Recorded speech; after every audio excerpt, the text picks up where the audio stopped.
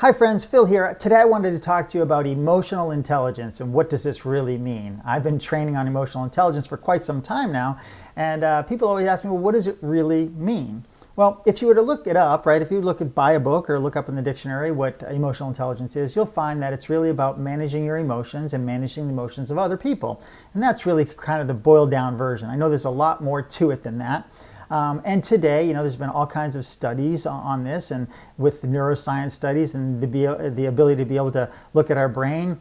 In essence, the scientific version of it would be that it's the relationship between your fight or flight mechanism, the amygdala, the reptilian part of your brain, and the neocortex, the reasoning part of your brain. It's that relationship between reasoning and reacting. And so since this is a fairly new concept, it was only really kind of brought into sort of the mainstream in books in the early 2000s, and now, of course, it's more mainstream, at least in the corporate sector. We're training on this a lot.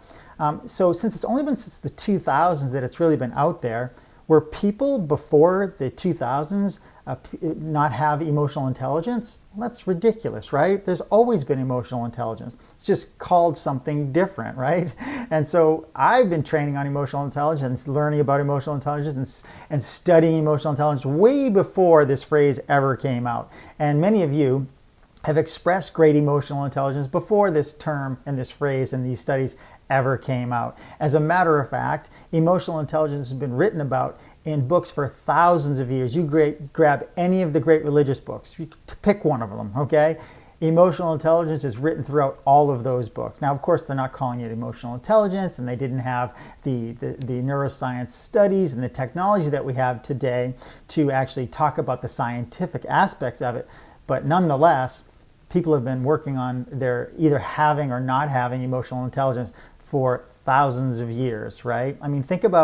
Go back into your world history. There are people that you know that have really good control over their emotions, and we've read about these people that have changed the world and made a big difference, and they were in total control of themselves and in others. They had emotional intelligence before this phrase ever came up.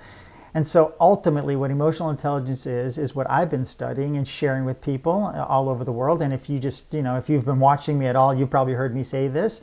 It's how you think, how that thought makes you feel, and how those feelings make you act, right? So that is thoughts, feelings, and actions. That is me controlling my emotions and controlling my behaviors.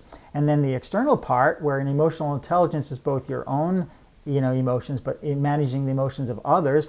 If I manage my own emotions the way I think and feel about you, that'll cause me to behave a certain way, which will cause you in like kind to behave in response to that, right? So the law of cause and effect, how I treat you, you treat me. And so there's emotional intelligence boiled down into a very simple concept: thinking, feeling, and acting, which ultimately is your attitude. Your attitude is the way that you think, the way that you feel, and therefore the way that you show up and the way that you act. That's what your attitude is. So ultimately, emotional intelligence is really just your attitude. And if you want to increase your emotional intelligence, you have to have a better attitude.